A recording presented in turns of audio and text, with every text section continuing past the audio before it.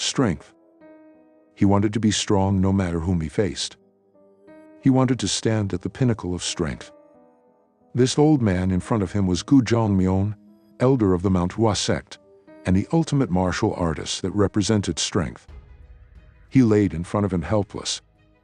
He had already realized that today he wouldn't survive. He came to the Demon Academy to become stronger.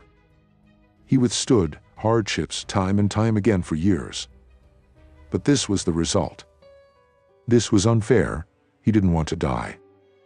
If only he had known better martial arts. No, if only his circumstances were a bit better. As he was reminiscing his past, he started to hallucinate a screen in front of him. He slowly closed his eyes. As he was closing them, he saw some weird words in front of him. He had no idea then that these words would change his destiny. It felt like he was inside an ocean. He couldn't move himself. It was like he was a part of the ocean itself. This man was Seol Hwi. In order to learn demonic arts, which was known to reduce one's lifeline, he had entered Demon Academy. However, he couldn't learn demonic arts. For years all he did was search parties and reconnaissance missions, and then he died. His life was really meaningless. As he sighed and opened his eyes, he was shocked. It took him a few seconds to realize that he was in a different place than before. As he got up, he saw that this place was his training facility. What happened? He clearly remembered that he had died. Was he dreaming? No, it couldn't be, as it felt so real. It was all because of that person, the Mantis, Lord of the Supreme Court. He gave him the command to survey the vicinity, knowing that it was dangerous. As a result, he died.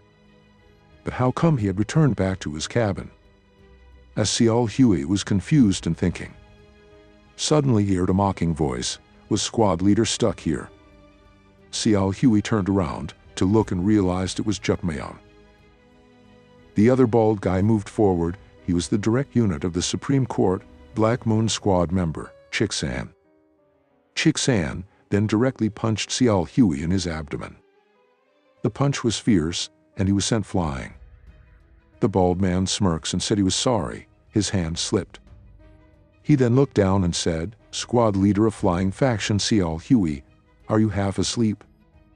Can't you realize the person in front of you was the squad leader of Black Moon Squad Jukmyeon?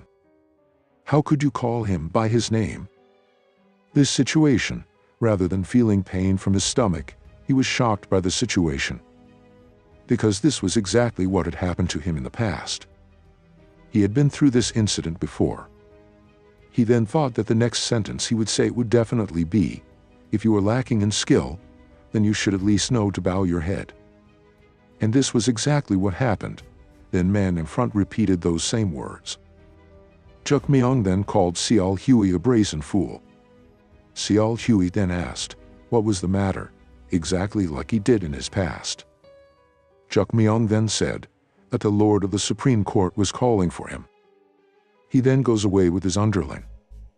But before going, he says something, "You were really lucky." The bald man also sneers and goes away. Seol Hwi gritted his teeth and thought, Chik-san went this far only because he had Jukmyeon backing him up, even though he was a lower rank than him. Seol Hwi had already made up his mind that he would kill him one day. All of a sudden, he spotted some strange numbers and letters on their heads. What were those numbers? While thinking about this, he continued on his way to the Lord's room. He still couldn't believe that everything was going the way he remembered. Did he dream, or was it foresight? No, it was definitely reality. It was as if he had come back to the past. He had reached the Lord of Supreme Court's room. A voice then instructed him to come inside. As Seol Hwi entered, he clenched his hands, as this person was the one who had orchestrated his death. The Mantis, also known as the Lord of Supreme Court. Even though he had hatred for the man in front of him, he still had to pay his respects. The other person sitting beside him was a bald guy, who was the leader of the Court of Holy Deity. There was a place called the Red Demon Chamber. It was the first core branch of the Demon Academy. Within it were 5 courts. The court leaders possessed incredible martial arts skills and also knew the demonic flame. This demonic art was capable of melting one to the bone with a single burst.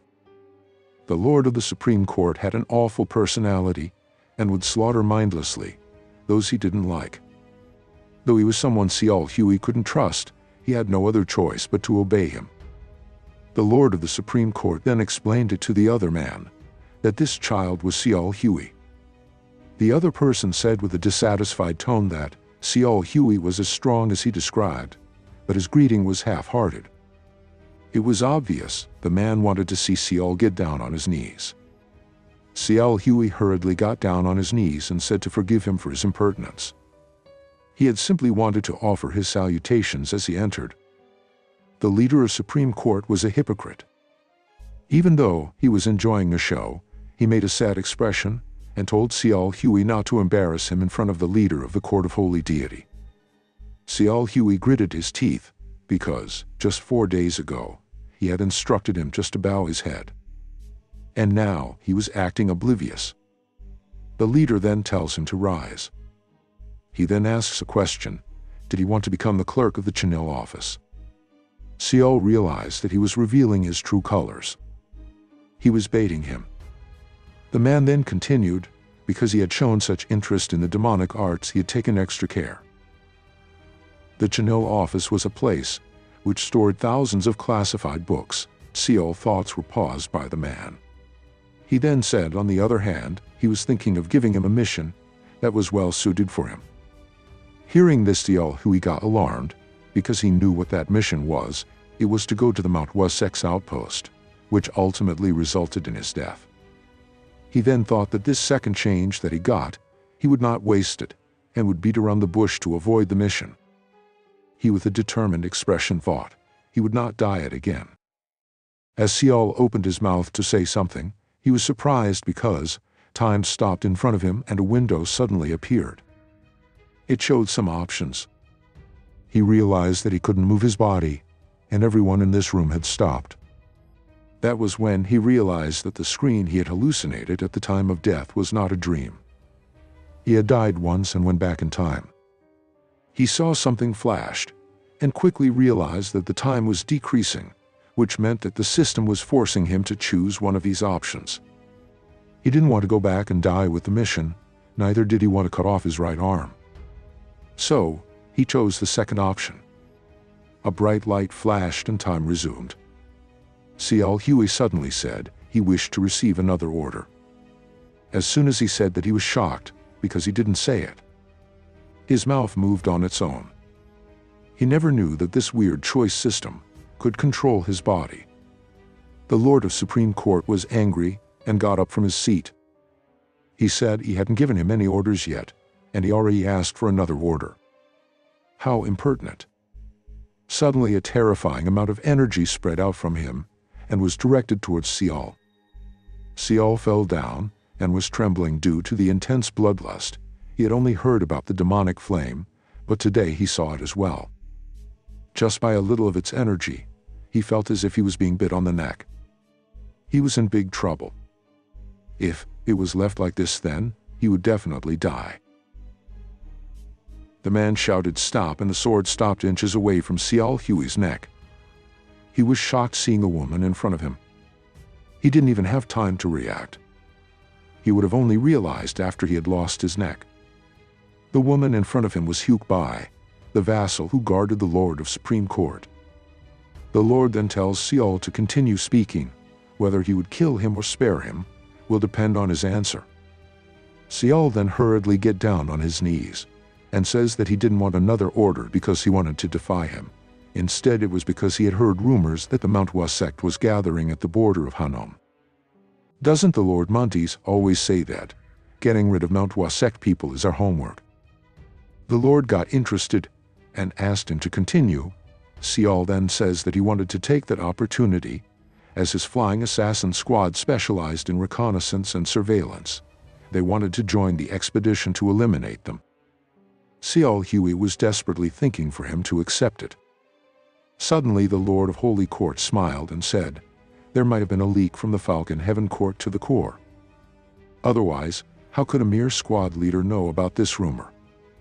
The Montes then looked at Seol and said how amusing he was going to assign him another work anyways. That location which he mentioned, the vice principal would go there personally for a reconnaissance mission. He should just survey the terrain and report how the land looks like to the captain of Assassin Squad. Now, he should leave. Seol Hwi hurriedly bowed and stood up. He took a deep breath. He had survived from the Montes' wrath, but nothing had changed from his past life. Earlier he was sent for reconnaissance, and this time he was sent to review the terrain. As he was leaving, he saw the woman Hugh by. But what was more shocking were the numbers and letters he was familiar with were displayed on her head. He couldn't understand what this +4 lives meant. It was evening and Seol Hwi was washing his face in the lake nearby. While he was doing that, he was thinking all the things that had occurred were unbelievable. But this was reality. Just what exactly had happened to him? He was remembering his past life, how he was killed and had nowhere to retreat. It was all because of that Montes. He was thinking of running away from here, but the demonic arts he had learned leave an unpleasant and wicked energy as a trail. He couldn't hide it no matter what, and would be hunted down by not only the demonic faction, but also the righteous faction. In the end, no matter which road he takes, it would be a difficult one. A voice suddenly disturbed him out of his thoughts. This man in front of him was the bald guy from before. He started speaking nonsense, and even advised Seol to not get on his nerves, and if he did then it won't be good for him. This time Seol was not listening to any of his words. Instead, he was focused on the letters that said, +1 life. He wanted to experiment what this +1 life was. Will he get one more life if he kills him? Or was it something else? He had to choose whether to follow the Montes' order and die, or to take a chance with this strange system. He then approached the bald guy and told him that he wanted to confirm something. The bald guy got a bit flustered seeing Seol act like that. All of a sudden Seol Hwi pulled out his sword and charged towards the bald guy. Their swords clashed. The bald man was flustered and asked him what he was doing. Seol didn't reply and their swords clashed once again. As the bald guy was not prepared for this surprised attack, he got injured. Seol then takes a fighting stance and releases a move, Black Demon 7 Swords. The bald guy couldn't overpower him once again and got injured. He then shouted, "Has he become mad? Would he be safe after doing all this?" Seol had now made up his mind. He didn't care anymore. He would do what he sees as fit. When the bald man looked at those emotionless eyes, he felt fear. Seol Hwi once again clashed with him, but as the man's mental state had crumbled, he started swinging the sword in a frenzy. Seol easily dodged all the blows and kicked him on the abdomen. Seol had realized one thing, and that was, if he wanted to live, then he had to rely on this mysterious system. And for that, he had to snatch that one life from this bald guy. Seol Hwi takes the fighting stance once again. Seeing this, the bald man got flustered and with a trembling voice said, "If Captain Jukmyeon found out about it then," but before he could complete his sentence, a sword pierced his heart. Seol Hwi's eyes were emotionless as he killed the man. He had made up his mind. His only priority would be to survive. He couldn't go back now. Seol then packs the bald guy's body and throws it in the river. Wind was blowing, and it added a perfect shade to Seol's calm expression. He was contemplating something. As soon as he killed the bald man, the words above his head had vanished, but nothing had changed in him. Seol then bends over to see his reflection in the river. Suddenly, there was a change as if there was a glitch. Those letters shook and a new number, 2, appeared. Seol was shocked but then understood something. That was all for this video. I hope you enjoyed this. If you want a part 2, then write the word System OP in the comments.